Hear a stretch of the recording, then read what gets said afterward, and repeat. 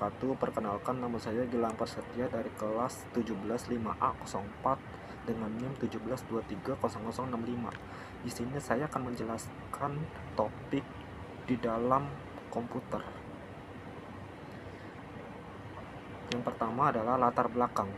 Komputer merupakan alat elektronik yang berfungsi untuk mengolah data menjadi informasi yang berguna bagi penggunanya. Di dalam komputer terdapat berbagai komponen dan topik penting yang saling berhubungan agar sistem dapat bekerja dengan baik. Pemahaman tentang bagian-bagian di dalam komputer sangat diperlukan agar pengguna dapat mengetahui cara komputer secara menyeluruh. Dan yang kedua adalah tujuan proyek. Di sini menjelaskan topik-topik utamanya yang ada di dalam sistem komputer. Yang pertama, memahami fungsi dan hubungan antar komponen. Dan yang kedua adalah menumbuhkan kemampuan dalam mengenal struktur kerja komputer secara dasar. Dan yang ketiga, menunjukkan contoh penerapan teknologi komputer dalam kehidupan sehari-hari. Dan yang ketiga adalah dasar teori. Di dasar teori,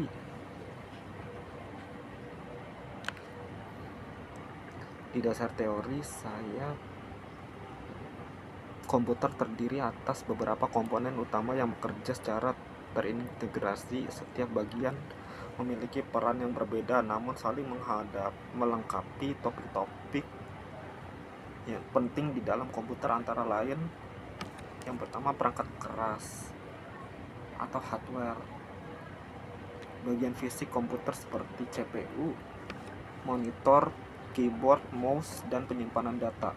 Dan yang kedua perangkat lunak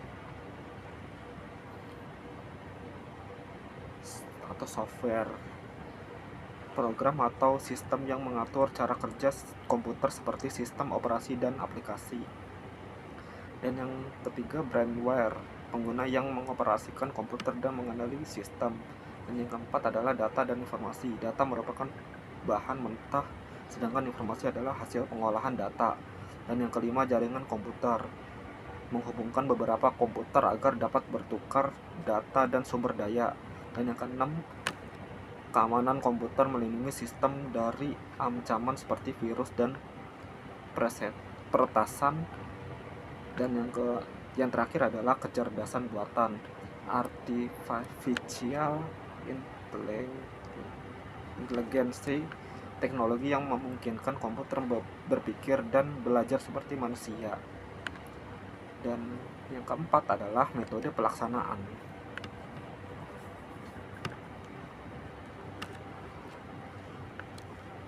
Langkah-langkah dalam pelaksanaan proyek ini meliputi: yang pertama adalah melakukan pengumpulan data dari buku dan sumber belajar tentang komputer. Dan yang kedua, mengidentifikasi dan menjelaskan setiap topik di dalam komputer. Dan yang ketiga, menyusun laporan dan membuat presentasi PowerPoint berdasarkan hasil pengamatan. Dan yang terakhir adalah menyampaikan hasil proyek dalam bentuk presentasi di kelas. Yang kelima, hasil dan pembahasan. Dari hasil pengamatan dan studi literatur diketahui bahwa komputer merupakan sistem yang terdiri dari berbagai elemen penting. Setiap topik, baik perangkat keras, perangkat lunak maupun brainware, memiliki peran tersendiri dalam mendukung kinerja komputer. Semua bagian tersebut bekerja secara terkoordinasi untuk memproses data dan menghasilkan informasi yang dibutuhkan pengguna. Untuk kesimpulannya, topik di dalam komputer mencakup seluruh aspek yang membentuk sistem komputer, mulai dari perangkat keras, perangkat lunak, hingga penggunanya.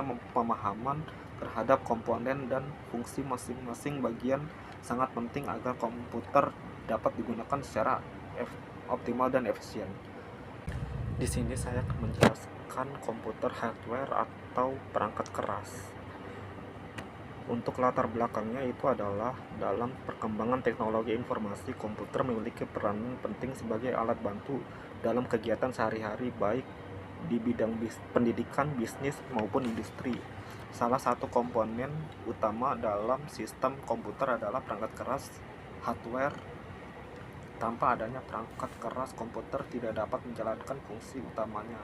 Oleh karena itu, penting untuk memahami jenis fungsi dan cara kerja dari setiap komponen perangkat keras agar sistem komputer dapat digunakan secara optimal. Dan yang kedua adalah project. Tujuan dari proyek ini adalah untuk mengetahui dan memahami komponen-komponen utama perangkat keras komputer. Dan yang kedua, menjelaskan fungsi serta cara kerja masing-masing perangkat keras. Dan yang ketiga, menunjukkan hubungan antara perangkat keras, perangkat lunak, dan pengguna dalam sistem komputer. Dan yang terakhir, memberikan contoh penerapan perangkat keras dalam kegiatan sehari-hari. Dan yang ketiga adalah dasar teori. Perangkat keras merupakan bagian fisik komputer yang dapat dilihat dan disentuh secara langsung. Komponen ini berfungsi untuk menerima input, memproses data, menyimpan informasi, dan menampilkan hasil keluaran. Jenis perangkat keras secara umum terdiri atas: yang pertama, perangkat input digunakan untuk memasukkan data, contoh keyboard, mouse, dan scanner. Dan yang kedua, perangkat proses berfungsi mengolah data, contoh CPU, motherboard.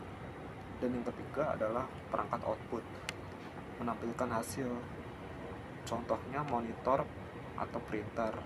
Dan yang terakhir adalah perangkat penyimpanan, untuk menyimpan data sementara atau permanen, contohnya hard disk, SSD, dan flash disk.